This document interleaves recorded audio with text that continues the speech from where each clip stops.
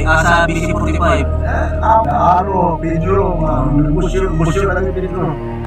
Sa marahas na mundo ng bilangguan, na saan ang mga gang ay naghahari at ang katapatan ay walang kapantay, sapat na isang pagpaslang upang magsimula ang walang katapusang paghihiganti. Bawat buhay na nawala ay buhay din ang sinisingil na kapalit. Sa likod ng bakal na rehas, ang hustisya ay hindi laging dumadaan sa batas. Minsan ito ay personal. At sa lugar na ito, ang paghihiganti ay hindi kailanman natutulog. Sa video ito, ating tatalakayin ang kaso ng paghihiganti ng mga miyembro ng Batang Cebu 45 Gang.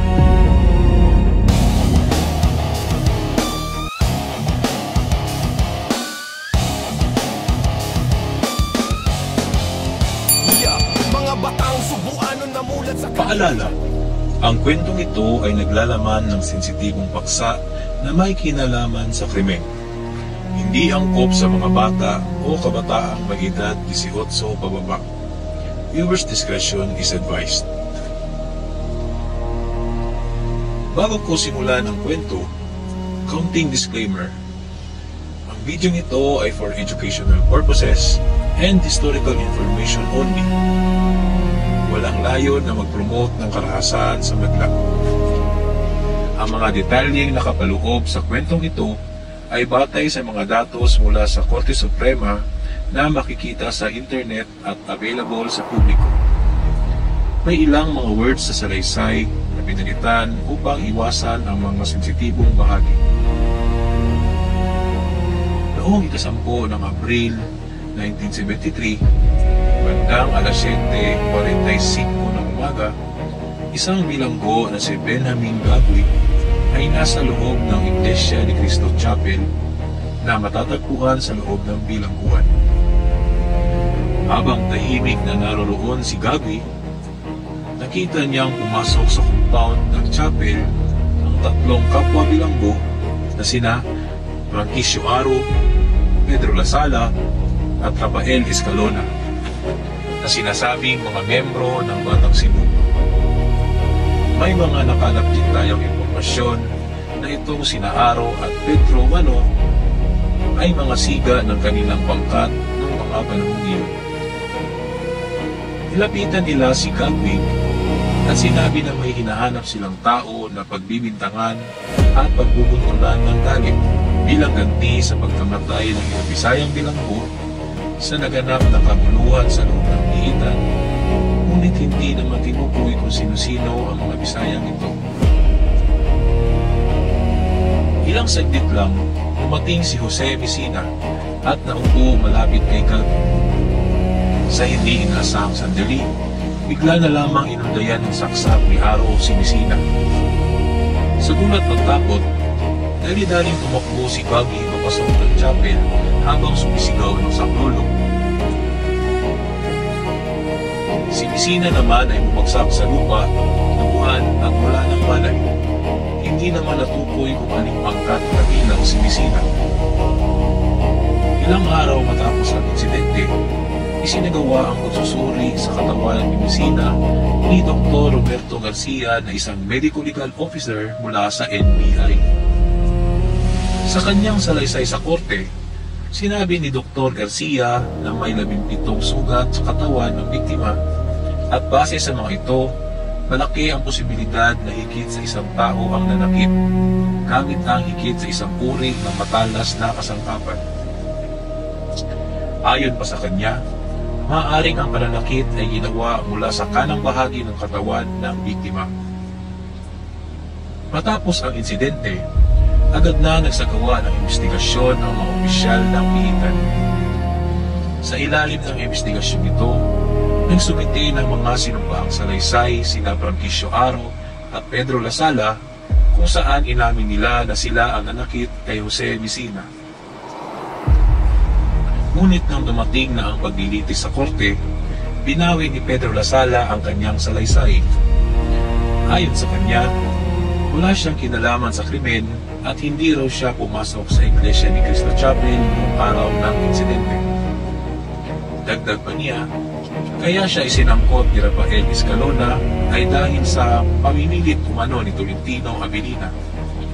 Sinabi rin niyang wala namang talagang kaguluhan na nangyari noong 10 ng Abril 1973. Sa panig naman ni Francisco Aro, sinabi niya na napilitan umano si Benjamin Gagui na ituro siya dahil sa pressure mula kay De Las Alas. At ang kanyang sariling pag-amin naman ay bunga raw ng kontrobersa sa kanya at inaangkin niyang siya ay pinagbuhatan ng kamay ng mga investigador kaya napilitang umamin. Ngunit sa naging desisyon ng korte, hindi pinaniwalaan ang kanilang mga paliwanag. Tinukoy ng hukuman na ang testimonya ng state witness na si Benjamin Gagui ay tapat, malinaw at matatag. Ipinakita raw ni Gagui ang tapang sa kanyang pagsaksi sa kabila ng panganib ng posibleng ganti mula sa mga akusado.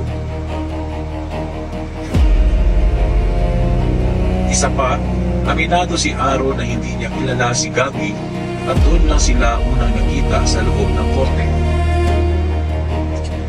Ang depensa ni Aro at Lasala na puro pagtangi at alibay ay hindi pinaniwalaan ng korte.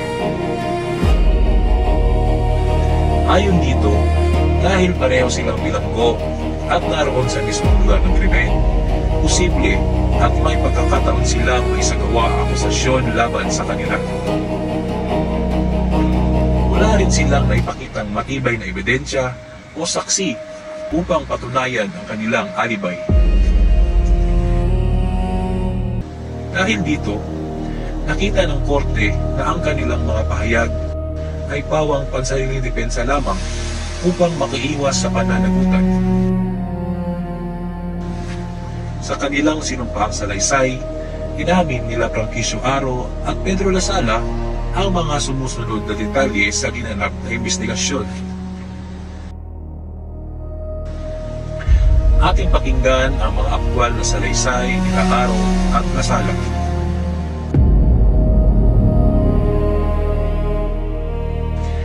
At ito ang naging pahayag ni Aro. Noong 10 ng Abril, taong 1973, hanggang alas 7:45 ng umaga, ay nasa harap ng simbahan ng Iglesia ni Cristo sa loob ng bilangguan si Aro. Ayon sa kanya, may nakita siyang isang tao na hindi niya kilala at sa hindi malamang dahilan, sinaksak niya ito. Nang tanungin kung tinamaan ba niya ang nasabing tao, ang sagot niya ay oo. At nung tanungin kung ilang beses niya sinaksak, ang sagot niya ay minsan lang po. Nang tanungin kung sino-sino ang kanyang mga kasama sa pananaksak kay Messina, sinabi niyang kasama raw niya si Rafael Escalona, Rodolfo Avila at Pedro Lasala.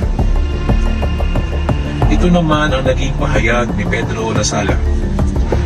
Nang tanungin kung bakit niya sinaksak si Jose Messina, sagot niya, nang makita kong sinaksak ng kasama ko, sinaksak ko na rin. Nang tanungin kung sino ang mga kasama niya sa pagsaksak, pinangalanan niya sina Boy Escalona, Aro at Avila. Nang tanungin kung kailan nila binalak ang pananaksak, sinabi niya na wala siyang alam sa anumang plano. Nang makita na raw niyang sumugod ang mga kasama niya, sumunod na lang siya. At nang tanungin kung ano ang ginamit niyang panaksak, sinabi niyang ito'y isang matalas na kagamitang gawa sa loob ng bilibid. Sa huli, nakita ng korte na mahina at hindi kapani-paniwala ang naging depensa ng mga akusado. Sa kabilang banda, ang pagkakakilanlan sa kanila ni Benjamin Gagui bilang mga taong sangkot sa insidente ay malinaw at matibay. Bukod pa rito, ang kanyang salaysay ay kinumpirma mismo ng mga sinumpaang pahayag ng mga akusado. Sa mga pahayag na ito, kapwa sina Avila at Lasala ay itinuro si Francisco Aro bilang siyang unang sumugod at nanakit kay Jose Messina. Malinaw rin na sinabi nila na ang balak na pananakit ay napagplanuhan 2 oras bago ito isinagawa bilang paghihiganti sa pagkamatay ng kanilang mga kapwa Bisayang bilanggo sa isang naunang insidente sa loob ng pihitan. Ngunit-muli, binigyang diin ng korte ang panuntunan.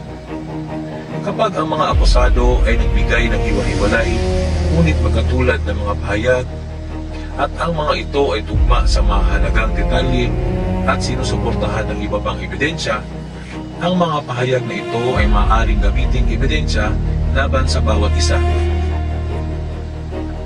Sa panahon ng insidente, si Francisco Aro ay nagsisilbi ng sentensya para sa kasong robbery with homicide, habang si Pedro Lasala ay nahatulan na para sa kasong robbery.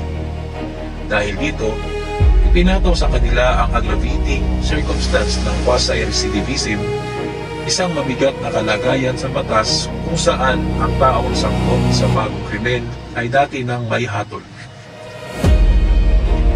Dahil kulang ang boto ng mga maestrado para sa pinakamataas na parusa, ang ipinataw na hatol sa mga akusado ay ang reclusion perpetua o ang habang buhay na pagkakakulong. Samantala, ang kaso laban kay Rodolfo Avila ay isinantabi ng korte sa pamamagitan ng isang resolusyon noong Mayo 24, taong 1983, matapos matanggap ang opisyal na impormasyon mula kay Acting Director of Prisons, Brigadier General Vicente Eduardo, na si Avila ay pumanaw noong Enero 12, 1983. At base sa pinal na hatol, pinagtibay ng korte ang naunang desisyon, ngunit may kaunting pagbabago. Ang mga akusado na sina Francisco Aro at Pedro Lasala ay hinatulan ng reclusion perpetuo. Inutusan din silang magbayad ng kabuuang halagang 30,000 piso bilang dagya sa pamilya ni Jose Messina, 5,000 piso bilang moral damages at 5,000 piso bilang exemplary damages bukod pa sa mga gastusin sa korte. Ang mga kasong ito ay sumasalamin sa malamig at walang pusong paghihiganti, isang pagpatay na isinagawa hindi dahil ang isa ay tunay na may sala, kundi dahil sa galit na bulag sa katuwiran. Pinatay si Jose Messina kahit siya ay hindi ang tunay na may atraso, sapagkat sa mata ng mga naghihiganti, sapat nang may dugo kapalit ng dugo. Sa pagkawala ng isang kasamahan, dumanak ang dugo, hindi para sa hustisya, kundi para sa pagkamit ng kapayapaan sa maling paraan. Ngunit sa dulo, walang tunay na panalo. Ang galit ay nagbunga ng panibagong kabaho, at ang kulungan ay muling nadiligan ng luha. Kapag hinayaan natin ang galit ang maghari sa ating puso, ang hustisya ay nagiging kasalanan at ang paghihiganti ay isang tanikala na tayo rin ang magdurusa sa huli.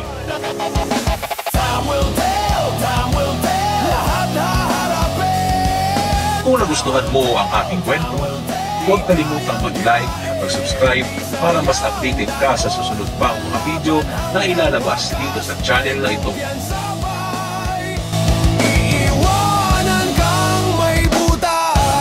Tunog at konsepto. 45 ang tatak ng mga batang palaban. Subukan mong dumikit, bubulagta ka sa daan.